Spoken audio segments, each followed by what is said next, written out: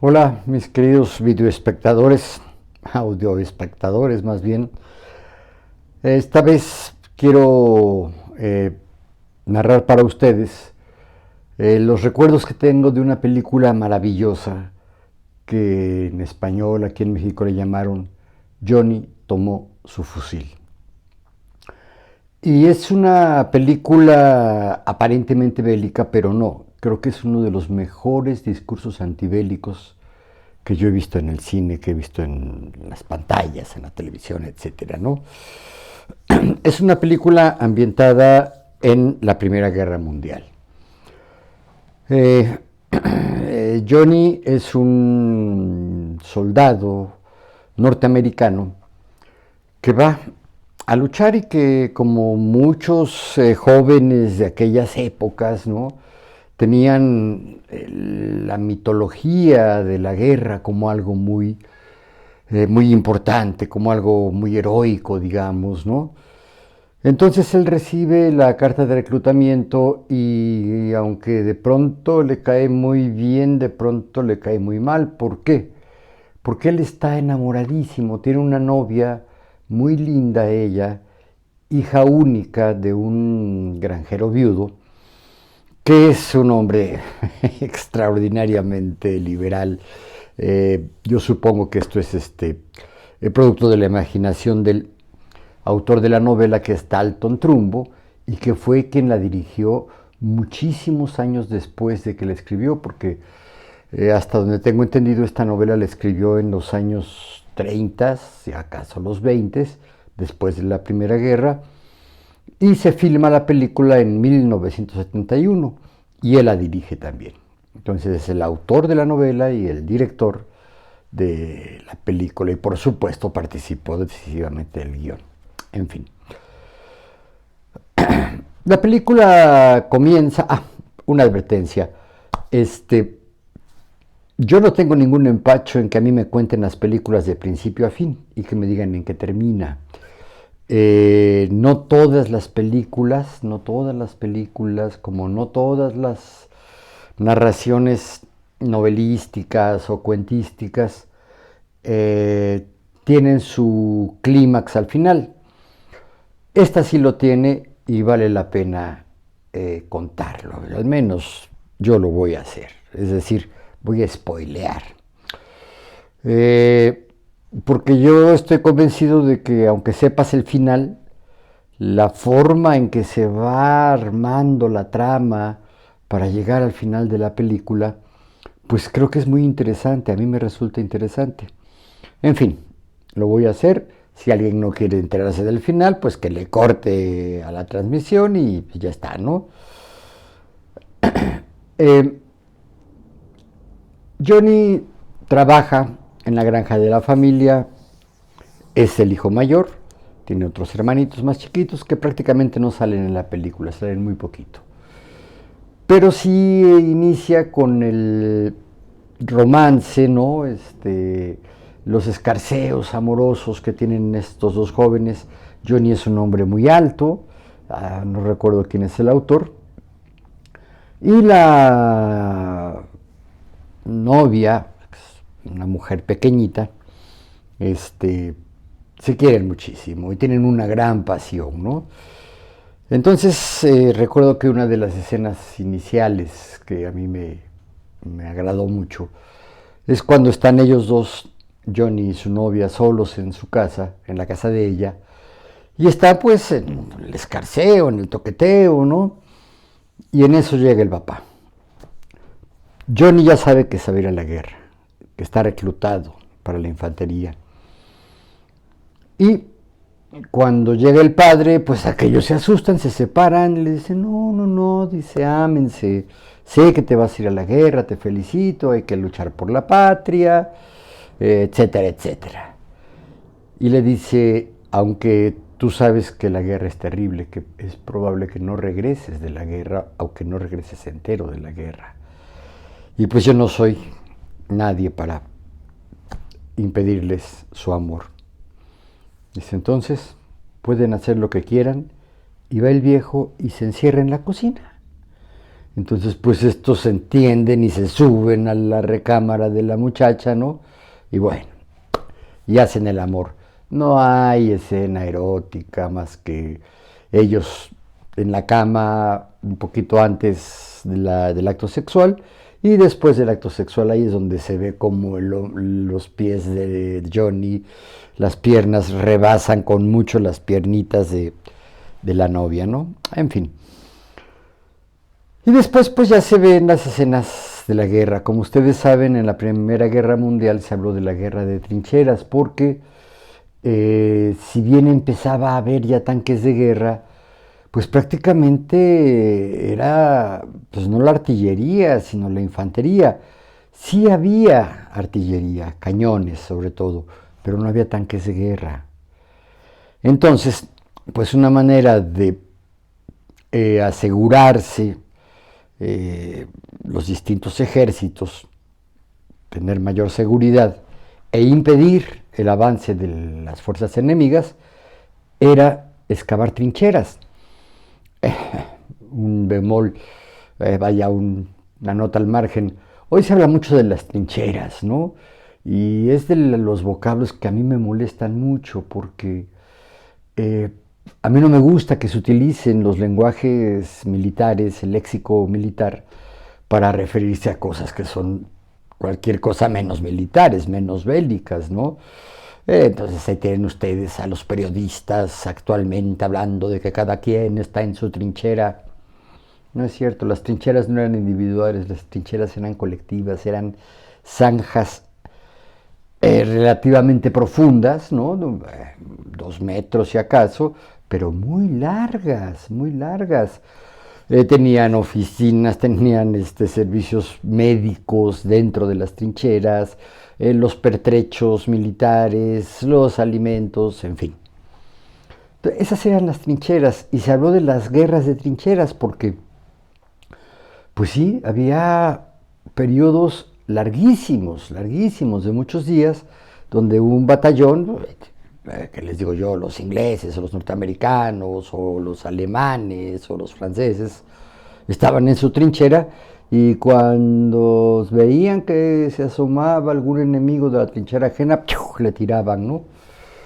A veces le daban, pero generalmente no les daban, porque pues nada más se asomaban así tantito para asomarse a ver qué había de actividad en la otra trinchera, en la trinchera enemiga. En fin. Entonces, pues se ven cosas terribles, ¿no? Ya en las trincheras, los heridos, los ya muy hambreados, llovía y eran zanjas con lodo, ¿no? Imagínense esa vida. Y en un continente que no es precisamente caliente. Europa es frío y la Primera Guerra Mundial se dio básicamente en Europa Central y en Europa del Norte, ¿no?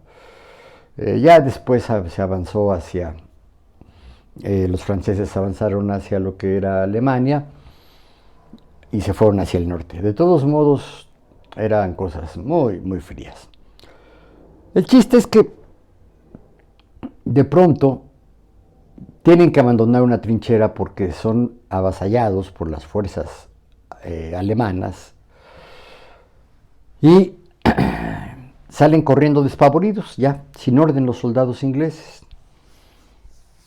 y los norteamericanos que peleaban juntos contra los alemanes y los austríacos.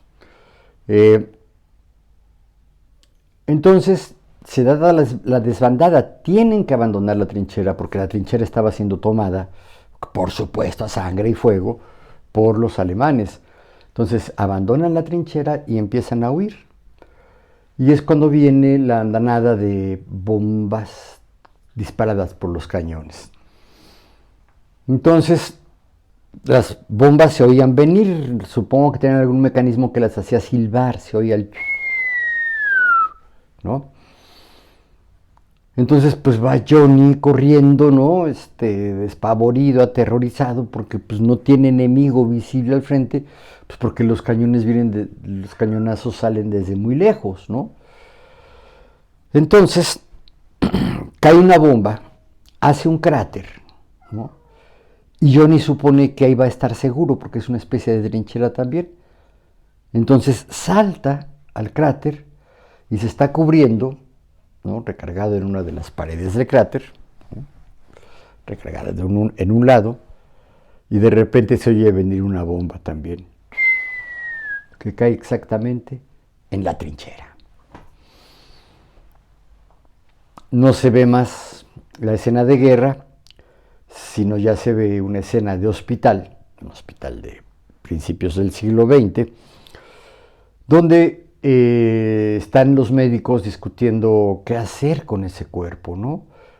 Tú no sabes quién está allí, pero es Johnny el que está allí.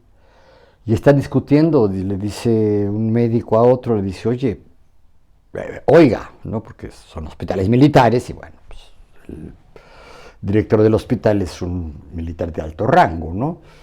Es el jefe, pues. Y le pregunta, dice, ¿y este herido?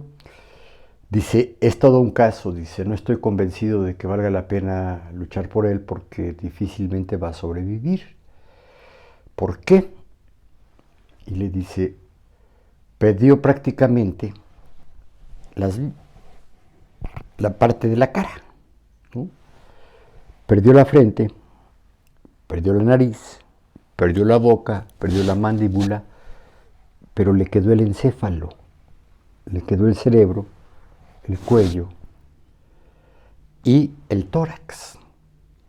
Perdió las piernas y perdió los brazos también. Es decir, que la explosión de esa bomba que cayó en el cráter le voló todo ello y lo único que dejó intacto, digamos, es esta parte, ¿no?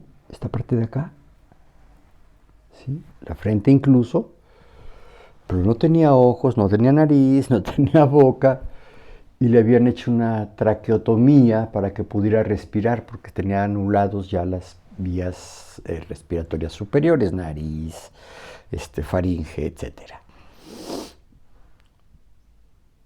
Y entonces le dice, oiga, no, dice, ¿y está vivo? Sí, está vivo. Y está consciente, pues no sabemos, porque no hay manera de comunicarse con él. Y todo esto lo oye Johnny. Para esto, la película tiene un juego de cámaras y de iluminación muy interesante, porque las escenas reales de la guerra son todas en blanco y negro, ¿no? Las escenas previas donde se ve a Johnny con su novia, etcétera, etcétera, sí están en, en colores, en Technicolor, muy bonito, ¿no? Pero también hay partes donde la película refleja los sueños que tiene Johnny y también las alucinaciones que tiene y los deseos que tiene Johnny. Y esto se ve también en colores, pero un color medio difuminado, así medio nebuloso, ¿no? Entonces, al poco tiempo te vas dando cuenta de que, pues sí, son situaciones diferentes y que tienen un tratamiento de color muy diferente entre ellas, ¿no? Lo cual me parece un mérito de la película. El caso es que la película pone también con una voz en off, y claro, con los subtítulos para los que no hablamos inglés, ¿no? Con los pensamientos de Johnny. Y Johnny está lúcido, está perfectamente lúcido. Él empieza por preguntarse dónde estoy, qué me pasó, me cayó una bomba encima, pero estoy vivo, y se pone muy contento, ¿no? Se nota en su tórax como respira más profundo porque se ve que se emociona, ¿no? Podemos decir que sí, tiene una excitación, no sexual, pero sí está muy excitado. Y entonces, pues su respiración, sus latidos se aceleran muchísimo, ¿no? Pero pronto esas respiraciones se vuelven mucho más intensas, mucho más agudas, cuando empieza a pensar, ay, dice, tengo un poco de comezón, pero no me puedo rascar, es que no tengo brazo. No, perdí la mano, pero también el antebrazo, tampoco tengo brazo, apenas tengo hombro. Y se va a pensar al otro lado. Y sucede lo mismo. Y luego lo mismo con las piernas, porque entonces empieza a repasar, ¿no? Estando acostado, casi inconsciente, ¿no? Tampoco tengo piernas, no tengo pies, no tengo movimiento en los pies, no siento las piernas. Y se pone loco, ¿no? Empieza como a convulsionar, que no son convulsiones, sino como movimientos desesperados. Pero imagínense alguien que perdió las piernas desde la cadera, ¿no? Por lo menos desde las ingles hacia abajo, que perdió los brazos desde los hombros hacia las manos, ¿no? Y que no tiene boca, y que no tiene nariz, que no puede oler, que no puede degustar nada, ¿no? Y claro, lo están alimentando por vía intravenosa e hidratándolo por ahí mismo, ¿no? Entonces, se pregunta que dónde está y qué día es, ¿no? Así pasan muchas escenas de recuerdos que él tiene, de sueños que él tiene, de pesadillas de la guerra, ¿no? Se van alternando hasta que de pronto llega un momento en que se pregunta, bueno, ¿y qué día es? ¿Cuánto tiempo llevo yo aquí? ¿Cuánto tiempo más voy a estar aquí? Dice, creo que estoy en un hospital porque oigo las botas de los médicos militares, pero también alcanzo a percibir las vibraciones en el piso de unas pisadas más suaves, que seguramente son las de las enfermeras, ¿no? Y pues sí, empieza, digamos, a entenderse y a identificar a una enfermera que es especialmente cariñosa con él. Se acerca con mucha suavidad, le habla, él no oye nada, pero lo limpia, lo medica, lo cura con mucho cariño. Una enfermera muy enfermera, ¿no? Muy entregada amorosamente a su trabajo. Viene la Navidad. La película no te dice cuánto tiempo pasa, pero debe de ser la Navidad próxima o la del siguiente año, ¿no? Entonces esta mujer se le ocurre escribirle Merry Christmas en el pecho. Entonces le traza muy lentamente la M y luego se la borra, se la vuelve a escribir y Johnny se va dando cuenta, dice, ¿qué me están haciendo? ¿Qué es eso? Creo que es una letra, creo que es la M. Y entonces empieza a mover la cabeza, ¿no? Como asintiendo. Y con eso la enfermera se da cuenta de que ya entendió.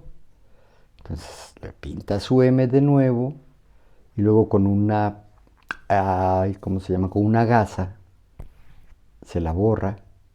Bueno, se la talla pues, le escribe la E, se la talla, le escribe la R y así hasta que le escribe Merry Christmas. Entonces ahí se entera Johnny, por fin, después de mucho tiempo, se entera que está en Navidad. ¡Qué maravilla! Dice, ahora sí ya voy a poder saber cuánto tiempo voy a tener de aquí en adelante, ¿no? ¿Cuánto tiempo voy a estar aquí? Pero luego se pregunta, ¿y cómo voy a medir los días? Y entonces se da cuenta de que mueve en su cama cada vez que se mueve el sol. Es decir, ustedes saben que el sol se va moviendo, ¿no? Y que la luz y las sombras pues también se mueven, ¿no? Y la enfermera lo acerca siempre a donde le dé la luz del sol, ¿no? Entonces cuando esto sucede, la siguiente vez que le mueve, dice, ya me movió mi enfermera, ya estoy en otro lugar, ya estoy seguramente en primavera porque siento el sol fuerte, el sol caliente, este calor es del sol, ¿no? Y entonces empieza a llevar mentalmente ya la cuenta de los días, más o menos desde la Navidad, pero sobre todo desde la entrada de la primavera. Pasan años.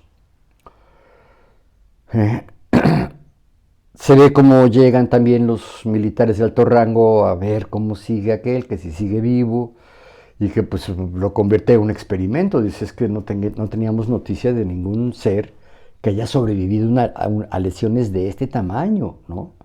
Evidentemente tiene su cerebro relativamente intacto, pero no tiene ninguna percepción sensorial más que el tacto que puede sentir en el tórax y en las piernas. No, ¿cuáles piernas? Pues yo no tenía piernas. En el tórax y en el cuello, ¿no? Entonces, bueno, ahí se ve el enojo de su médico tratante, al cual corren, ¿no? Y ponen a un coronel más rudo, también médico, y pues la enfermera muy preocupada, ¿no? Y así empieza a tener recuerdos, imaginaciones. En alguno de sus sueños sueña que habla con Dios y Dios lo trata muy rudamente, ¿no? Él se acerca y dice, ¿tú eres Dios? Dice, sí, sí, yo soy Dios.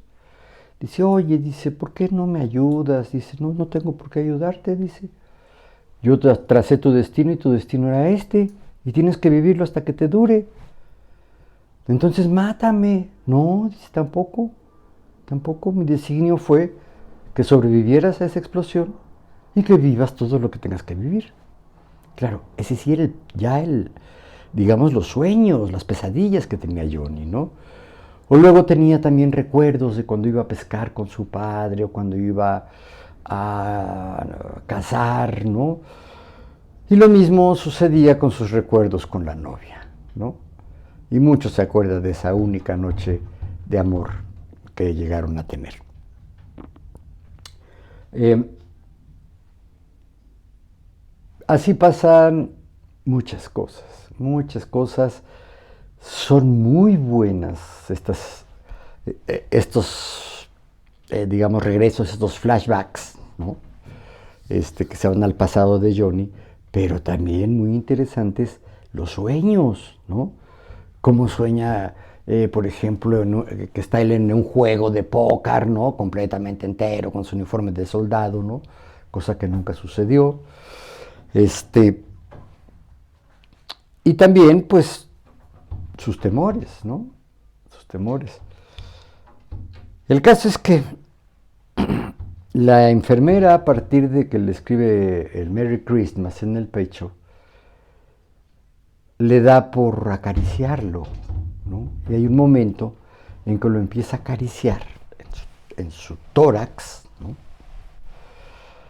Lo acaricia de los lados, le acaricia el pecho, le acaricia las tetillas, ¿no? El ombligo. Y se ve como Johnny se empieza a excitar, pero fuertemente. Permítanme, déjenme abrir a mi gata que está. Órale, sexy.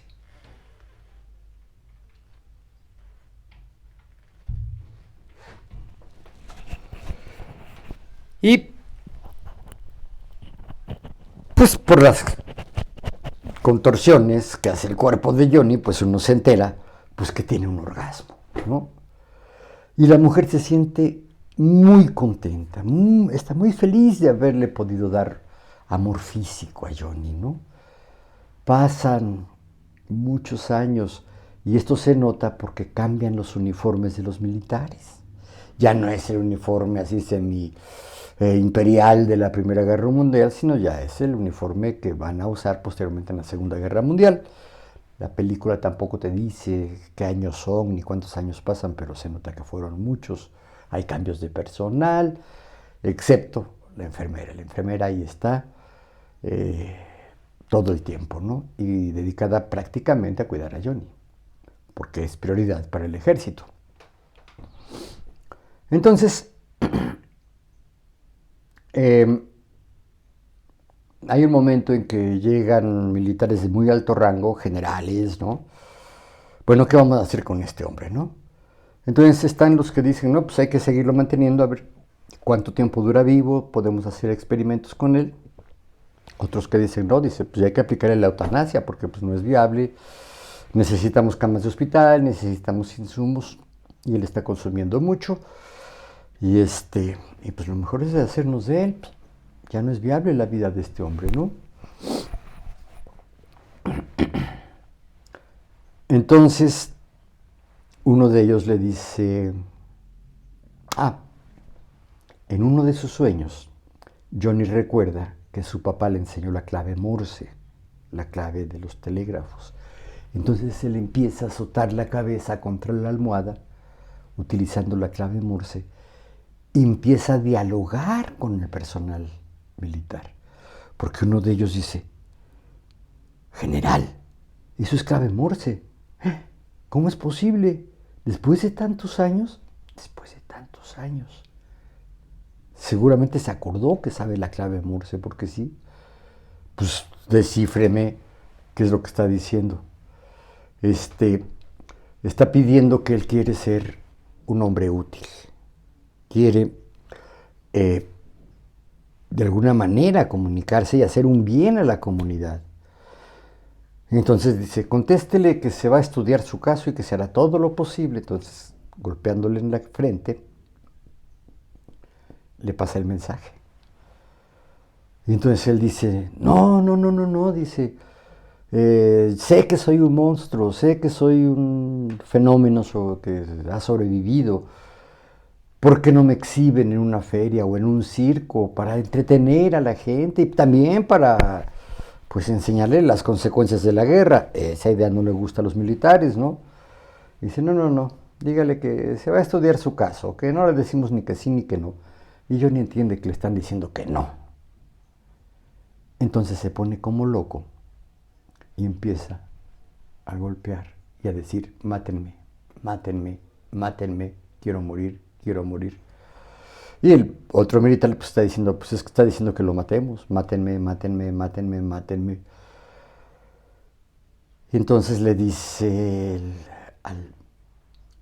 el jefe máximo, el general que está allí, dice, cédelo y lo vamos a conservar vivo. Entonces, pues sí, la enfermera le mete su sedante, lo duerme. Y lo siguiente es que, pues si sueña, alucina, se siente en el circo, en una tienda, en una carpa donde va la gente a ver, ¿no? Al hombre que no tiene cara y que no tiene brazos ni tiene piernas, ¿no? Pero que está vivo. Y en eso, la enfermera, muy triste, llorando, ¿no? Amargamente, agarra una pinza de cirugía. Y él tenía una traqueotomía, es decir, un tubito que se conectaba a la tráquea para poder hacerle llegar oxígeno a los pulmones. Entonces le prensa la tráquea y se ve como Johnny empieza a necesitar oxígeno. Él sabe, porque la mujer lo acaricia, le da su besito, ¿no?, en el pecho, después de aprisionarle la tráquea. Dice, eres tú, enfermera, eres tú, mi amor. Gracias, gracias, gracias por matarme. Yo ya no quiero vivir así. Te amo mucho, te amo, te amo, te amo, te amo. La mujer está llorando sentadita junto a él, ¿no?, con su pañuelo. Cuando regresa el capitán, no el general, sino el capitán, el director del hospital, ¿qué hace? Lárguese de aquí, le grita a la enfermera, ¿no? Y va y desatora la pinza. Entonces vuelve a respirar. Y vuelve otra vez, mátenme, mátenme, mátenme, mátenme. Y ahí termina la película. Es, de verdad, está tan bien hecha, que es de un dramatismo que vives emocionalmente e intelectualmente todas las partes de la película, ¿no? Entonces te plantea un contraste brutal, pero brutal, entre la vida de leñador, la vida en el bosque de John y su romance con una muchacha hermosa, con un padre, un suegro comprensivo, ¿no? se pone en paz mentalmente con los pequeños rencorcillos que había acumulado en su infancia y en su primera juventud, prácticamente en su adolescencia, perdona a todos, perdona a todo el mundo, esto se ve en los sueños, ¿no? Entonces él quiere morir en paz, ¿no? Y si no lo dejan morir, pues que sea útil. Entonces lo que quiere es exhibirse ante el público en una feria o en un circo. Y cuando termina la película, pasan, antes de los créditos, una serie de cifras que dicen, oh, qué barbaridad. Los millones de soldados y de población civil que murieron en la Primera Guerra, los millones de soldados y de población civil que fueron mucho más los que murieron en la Segunda Guerra Mundial, y también los muertos por medios violentos en periodos no bélicos, ¿no? Entonces realmente poner ese mensaje al final te impacta durísimo, ¿no? Y dices que la guerra es una porquería, ¿no? ¿Y todo por qué? Porque gobernantes, porque empresarios, porque aristócratas quieren más territorios, quieren más poder, quieren tener más títulos nobiliarios, ¿no? Si yo ya soy el rey de Italia, pues ahora quiero ser el rey de Italia y de Grecia y de Croacia y de etcétera, etcétera. Esa es la ambición, ¿no? La ambición política que lleva esas terribles guerras, ¿no? Y creo que esto es pertinente también porque ojalá y estemos equivocados muchos, pero el clima prebélico que se está viviendo hoy en el mundo está en una situación muy aguda. Yo en lo personal no tengo recuerdo, voy a cumplir 65 años el día 30 de este mes, es decir, ya tengo un rato viviendo en este mundo y nunca había visto una situación prebélica como la que se está viviendo por lo menos en 3 partes del mundo. En el mar de China, en el Océano Pacífico, ¿por qué? Por el pleito por Taiwán, por las Coreas, que formalmente están en guerra, no han declarado un armisticio, están en guerra desde 1950, después se declaró la paz, se dividió el país en dos, y ya no ha habido, digamos, guerras formales entre ellos, ¿no? Pero la tensión allí está. Recuerden que Corea del Norte es uno de los principales enemigos de los Estados Unidos y está armado con misiles hipersónicos que vuelan hasta 11 veces la velocidad del sonido, es lo más veloz, la nave, de los proyectiles más veloces. Lo mismo tiene China. Y China trae un conflicto gigantesco, una guerra comercial brutal con los Estados Unidos. Y lo triste es que China, bueno, no lo triste, lo grave es que China le está comiendo la guerra comercial a Estados Unidos y también la guerra tecnológica. China está mucho más avanzada, por ejemplo, en el 6G. Ya empezaron a trabajar el 7G. Nuestros celulares, la mayoría de los celulares inteligentes, tienen 4G. Unos poquitos llegan a tener 5G. Pues ya están trabajando el 6G. Es decir, esto habla de la velocidad de conexión de los aparatos electrónicos, de los teléfonos celulares, de las computadoras, etcétera, etcétera. Y de las telecomunicaciones, ¿no? Y el otro punto de conflicto muy fuerte está en Rusia. Rusia con Ucrania.